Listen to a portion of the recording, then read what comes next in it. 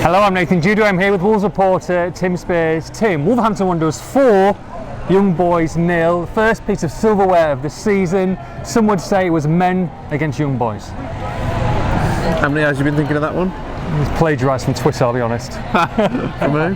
No, I don't care. Do you want to give a shout out to someone? There's about 4 people. I'm taking it. I'm taking it, running with it. Okay, you going to explain the T-shirt yet, or?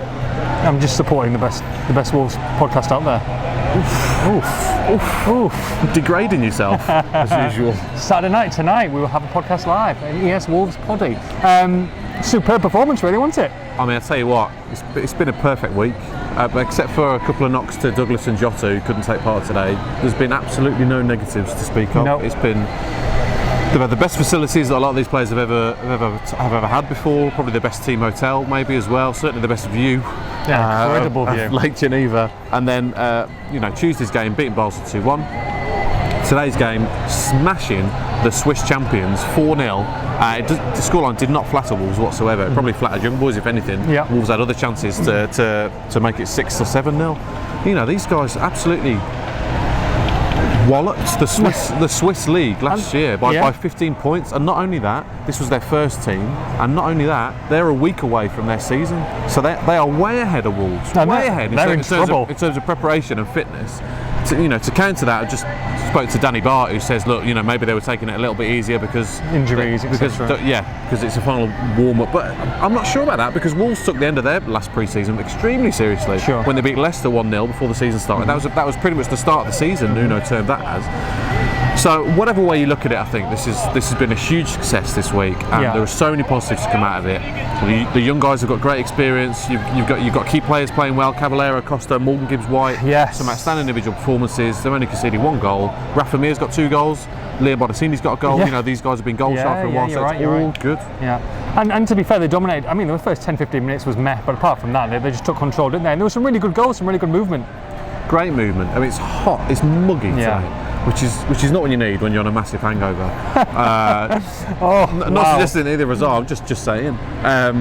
Midnight, you said we'd be back home. Midnight. midnight tonight. 5 a.m. this morning, I was still writing my diary. And the rest. Anyway, enough of that. So it's muggy, it's hot. There's no wind here to speak of. It's really, really hot. Tough conditions to play a football match in, and it was a slow tempo. And Wolves, started slowly as they did on Tuesday, and then they did pick up the pace, particularly in the final third. Some of the interlinking between Caballero, Costa, Gibbs-White and Bonaccini was superb. Great to watch. Gibbs-White really getting heavily involved, breaking from midfield. Very kind of mature performance as well from him. Laid down a marker really for the rest of pre-season. He's putting his hand up and saying, I want to be involved in this first team setup. And just to be on the bench would be an achievement for him, come the Premier League season. But at the moment, he's in pole position to start in central midfield. Well, I was going to say, some people are saying would Morgan Gibbs-White be better going on loan to a Championship club for the rest of the season? But you think he's kind of ready to make an impact in this team? Honestly, this guy's so talented. I think it'd be a waste sending him out on loan. He needs to be training under Nuno every single day, getting used to this 3-4-3 formation. Remember, he's not naturally a centre mid in the 3-4-3. He's used to being a 10 really, so he's still getting used to it. But I can see him being involved a lot next year. I can see him starting the cup games. You've got the Checker Trade games as well. But I can see him coming in from Premier League games and making an impact. The kid is talent. I know it's sometimes difficult to read too much into pre-season, etc. And there's a long way to go. But at the same time, I've been mightily impressed. And with Patricio and Raul Jimenez coming back on Monday, 2 or 3 more additions, and Wolves could have a really good squad on their hands. You can only say it as you see it, as Roy Walker would say. And Wolves have been excellent all week. They've come to beat the best 2 teams in Switzerland. Like I said, they've played some really nice football as well. Fitness looks good. These guys have been running all summer, and it shows. I think the fitness level is good.